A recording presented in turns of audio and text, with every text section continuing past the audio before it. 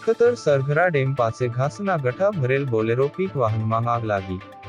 Lakhtar Surendranagar highway road ઉપર Bolero પીકમાં આગનો બનાવ.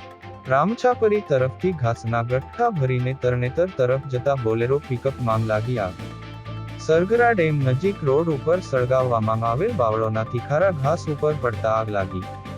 ગાડીની અંદર સળગેલા ઘાસના ગઠ્ઠા રોડ ઉપર અડધો કિલોમીટરની સુધી ચારેકોર પથરાતા રોડ ઉપર જોવા મળ્યા. લખતર સુરેન્દ્રનગર હાઈવે ઉપર આગ લાગતા હવે ઉપર ટ્રાફિક જામના દ્રશ્યો જોવા મળ્યા. આગ લાગ્યાની જાણ લખતર પોલીસને થતા લખતર પોલીસની ટીમ ઘટના સ્થળે દોડી આવી. લખતર પોલીસના જવાનો દ્વારા સળગતા ઘાસના ગઠ્ઠાને રોડ ઉપરથી દૂર કરી રોડને ખુલ્લો કર્યો. પોલીસ દ્વારા પાણીનું ટેન્કર મંગાવી આગ ઉપર કાબુ મેળવવાનો પ્રયત્ન કરવામાં આવ્યો હતો.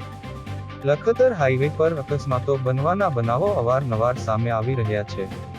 ત્યારે આજે લખતર સુરેન્દ્રનગર હાઈવે પર બોલેરો પિકમાં આગનો બનાવ બન્યાનું સામે આવ્યું હતું.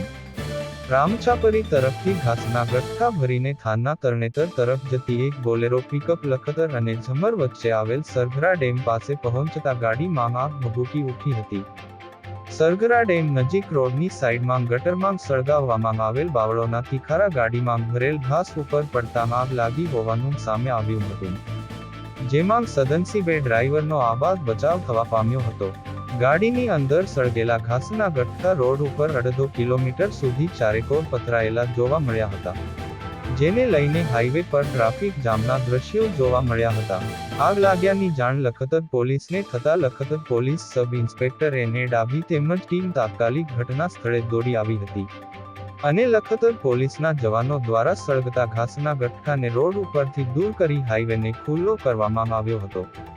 ધર્મેન્દ્રસિંહ ઝાલા, લખતર.